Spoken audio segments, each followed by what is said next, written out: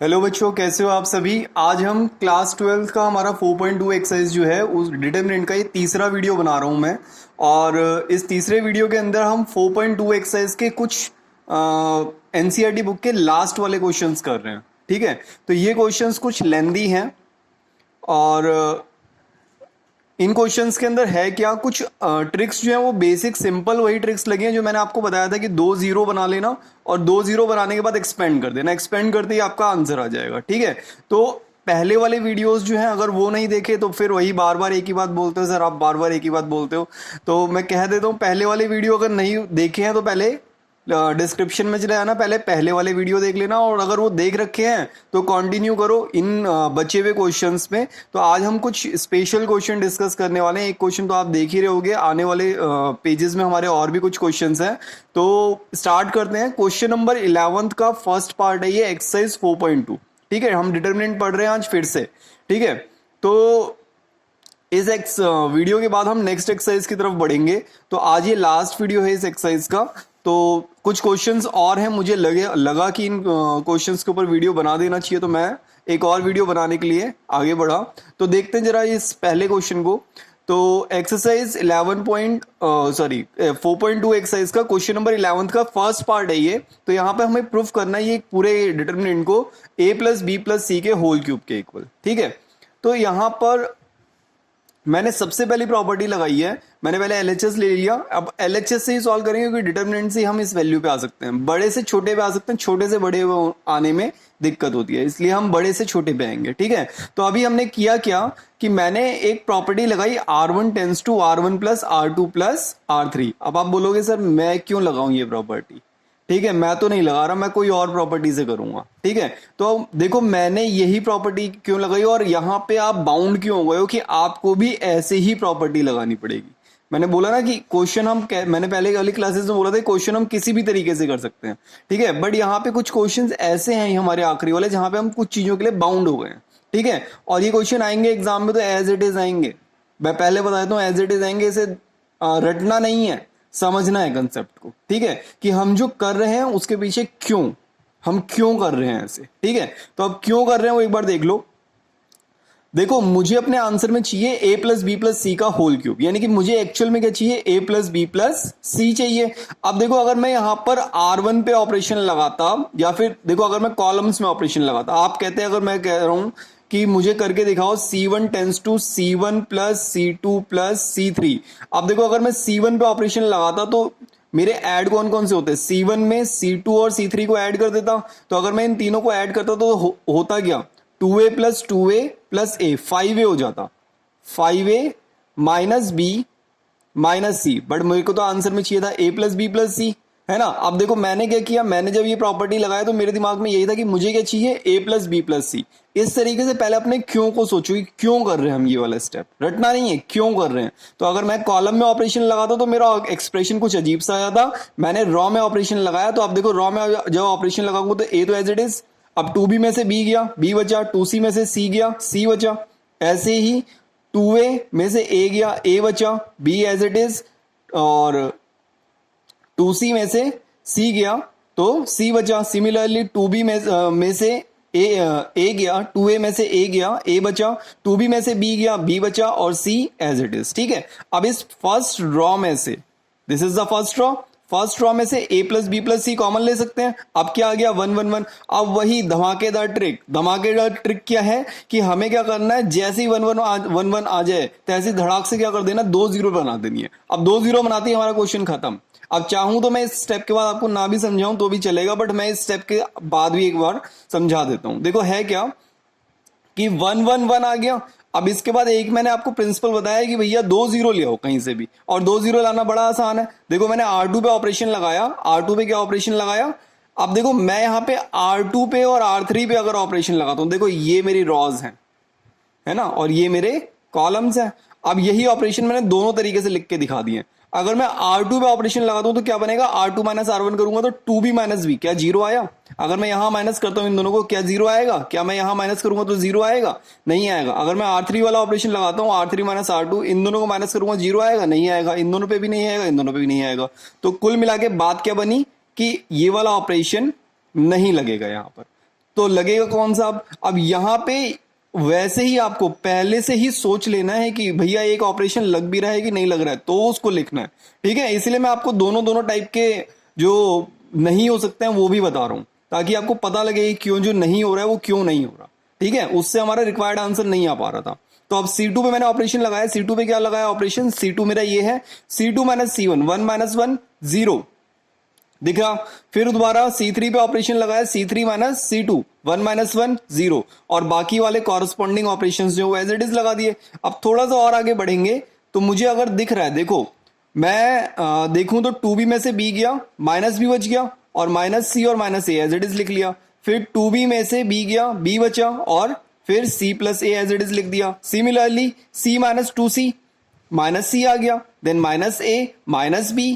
ठीक है, अब पूरे में से अगर इस पूरे में से देखें तो यहां से मैं माइनस कॉमन ले सकता हूं, तो अंदर आ जाएगा प्लस प्लस, और इस वाले में से एक्सप्रेशन में से बिल्कुल लास्ट में अपनी नजर ले आओ और एक बार यहां तक के स्टेप लिख लो, क्योंकि मैं पेज नेक्स्ट पे आने वाला हूं। ठीक है, इससे आपको कंफ्यूजन नहीं होगा। एक बार इतना लिख लो, धड़ाक से एक बार लिख लो, रुको मत, लिख लो एक बारी। ठीक है, तो अभी देखो यहां पर ऊपर 0 है, नीचे 0 है, और यहां पर क्या है? a प्लस बी प्लस सी। यहां पे क्या है? 0 है, A B C, A B C. तो देखो मैं यहां से a plus b plus c common ले सकता हूं, ऐसे यहां से भी a plus b plus c common ले सकता हूं। तो यहां पे 2 बार a plus b plus c आ जाएंगे। तो देखो वो कुछ इस तरीके से आएंगे, a plus b plus c, a plus b plus c common आ गया। अब जो बची हुई जगह थी जहां जहां मैंने माइनस कॉमन लिया था, तो -1 की फॉर्म में एज इट इज रहेगा। तो अब मेरा पूरा डिटरमिनेंट बिल्कुल छोटा सा बन गया। ठीक है, अब इसे एक्सपेंड कर दो। आप चाहे तो आप R1 के अलोंग एक्सपेंड कर दो, चाहे आप C2 के अलोंग एक्सपेंड कर दो, C3 के अलोंग एक्सपेंड कर दो, R3 के अलोंग एक्सपेंड कर दो, कैसे भी एक्सपेंड कर दो, आपके हाथ में। ठीक है, आप एक्सपेंड कर दो, आपका आंसर यही आएगा। ठीक है, तो बहुत आसान था। यहां पर जो समझने वाली बात थी कि जो ऑपरेशंस हमने जो 2 लगाए हैं, वो ऑपरेशंस क्यों लगाए हैं, उसका रीजन आपको पता होना चाहिए। जब आप रीजन जान जाओगे तो आपको रटना नहीं पड़ेगा। ठीक है, तो रटने कोई भी क्वेश्चन नहीं है। और जो ये कह देना कि डिटर्मिनेंट के क्वेश्चंस में आप एक्सेस क्वेश्चन बाहर से ट्राई करो, उससे पहले आप एनसीईआरटी में एग्जांपल्स, एनसीईआरटी के 4.2 के एक्सरसाइज के क्वेश्चंस और एनसीईआरटी के मिसलेनियस के क्वेश्चंस, पहले इन क्वेश्चंस पे ध्यान दो। रादर आप इधर उधर की और बुक्स को उठाओ और उनमें से क्वेश्चन करो। ठीक है, अगर बेसिक क्लियर करना है, मैथ्स में अच्छा स्कोर करना है, तो जैसा कह रहा हूं बेटा, पिछला 13-14 साल से पढ़ा रहा हूं। ठीक है, तो जैसे कह रहा हूं वैसे एक बार कर जाओ, बहुत बढ़िया तरीके से चीजें समझ में आएंगी। ठीक है, तो आगे बढ़ते हैं थोड़ा, तो आगे बढ़ते हैं। नेक्स्ट पॉइंट है हमारा, क्वेश्चन नंबर 12 है। अब देखो इस क्वेश्चन के अंदर है क्या कि एक डिटरमिनेंट दे रखा है आपको, और ये 12th क्वेश्चन है, 4.2 एक्सरसाइज का ही है। ठीक है, ये हमारा 4.2 एक्सरसाइज का ही 12th क्वेश्चन है। तो अब ये डिटरमिनेंट को हमें इसके इक्वल प्रूव करना है। आप देखो खुल के अगर हम समझें इस क्वेश्चन को, तो है क्या, यहाँ पे a cube minus b cube का फॉर्मूला लग रहा है, a cube minus b cube का फॉर्मूला लग रहा है, दिख रहा है, a cube minus b cube. तो पहले a cube minus b cube के फॉर्मूले को जान लेते हैं, क्या होगा, क्या a minus b, a square plus b square plus a b. जानते ही हो सब ये फॉर्मूला, अगर जानते हो तो इसी फॉर्मूले का यूज होगा अपने अगले क्वेश्चन में। अब कई लोग बोलेंगे कि मैंने यहाँ पे ऑपरेशन लगाया C1 पे, C1 plus C2 plus C3। मैंने C1 पे ऑपरेशन लगाया, C1 plus C2 plus C3। आपका मन था कि आप R1 पे ऑपरेशन लगा देते, R1 plus R2 plus R3। आपका मन कर रहा था आप R2 पे लगाने के लिए सोच रहे थे, तो आप R2 पे ऑपरेशन लगा देते, R2 plus R1 plus R3। आप R3 पे भी ऑपरेशन लगा सकते। अब यहां पे आपके पास इंडिपेंडेंस थी। अब ये इंडिपेंडेंस कैसे आई ये भी बता देता हूं।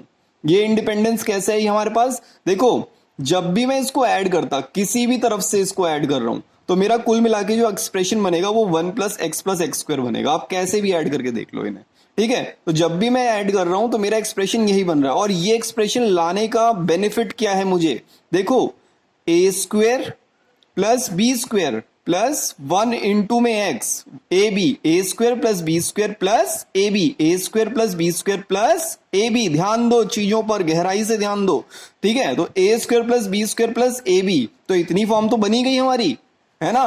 तो क्वेश्चन में मजेदार चीज तो हो ही गई। अब देखो यहां पे भी C1 कॉलम में से C1 को ही मतलब C1 कॉलम जो है इसको पूरे को कॉमन निकाल सकता हूं, क्योंकि तीनों के तीनों जो मेरे एलिमेंट्स हैं बिल्कुल सेम है, तो इसको कॉमन निकाल के बाहर खड़ा कर दिया।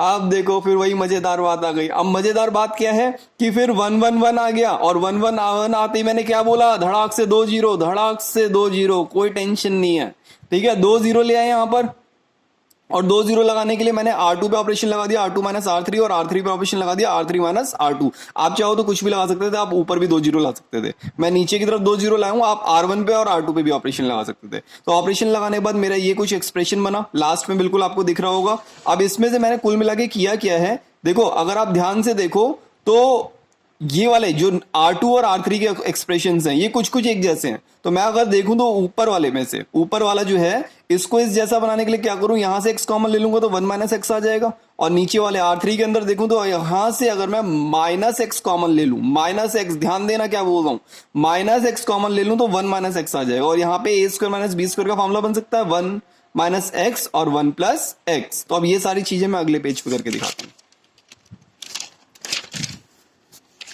अब देखो अगले पेज पे है क्या कि मैंने वही जो बोला 1 माइनस एक्स, यहां से माइनस एक्स कॉमन ले लिया, 1 माइनस एक्स आ गया, यहां से एक्स कॉमन ले लिया, 1 माइनस एक्स आ गया, ए स्क्वायर माइनस बी स्क्वायर का फॉर्मूला 1 माइनस एक्स और 1 प्लस एक्स। अब देखो पहले वाला स्टेप अगर आप लिख लोगे तो यहां इस वाले पेज पे दिक्कत नहीं होगी आपको, ठीक है। और थोड़ा वीडियो हिल गया तो कोई दिक्कत नहीं है, रुक गए हम, वापस से फिर देखते हैं। तो अब मैंने क्या किया, R2 में से और R3 में से 1 माइनस एक्स कॉमन ले लिया, दिख रहा है मुझे 1 माइनस एक्स कॉमन आ जाएगा, ठीक है। अब देखो a minus b, a square plus b square plus a b, 1 into में एक्स, ठीक है। तो ये किसका मामला बन गया, a cube minus b cube, ठीक है। और 1 minus x as it is आ गया। अब मैंने क्या किया कि अब डिटरमिनेंट तो सिंपल ही बन गया, 2 0 आ गए, कोई दिक्कत ही नहीं है। अब तो मैं इसे कैसे भी एक्सपेंड कर सकता हूं, तो मैंने इसे C1 के अलॉन्ग एक्सपेंड कर दिया, कोई दिक्कत नहीं, मजेदार तरीके से हो जाएगा। तो अब देखो C1 के अलॉन्ग करूंगा तो सिर्फ 1 का ही खेल है, बाकी तो सब 0 हो जाएगा। और बाद में आप देखें तो 1 प्लस एक्स स्क्वायर और 1 माइनस एक्स मिलके भी फिर दोबारा 1 माइनस एक्स का क्यूब आ जाएगा। और इस पूरे को अगर देखें तो ये 2 बार एक्सप्रेशन लिखा जा रहा है, तो 1 माइनस एक्स का होल स्क्वायर आ जाएगा। यही मेरा आंसर है, ठीक है। बहुत आसान है, थोड़ा सा अगर दिमाग लगाओगे तो एक क्वेश्चन जिंदगी भर के लिए आपके हो जाएंगे, ठीक है। सिर्फ 12th क्लास के लिए नहीं, आगे अपने छोटे भाइयों को भी बता सकते हो।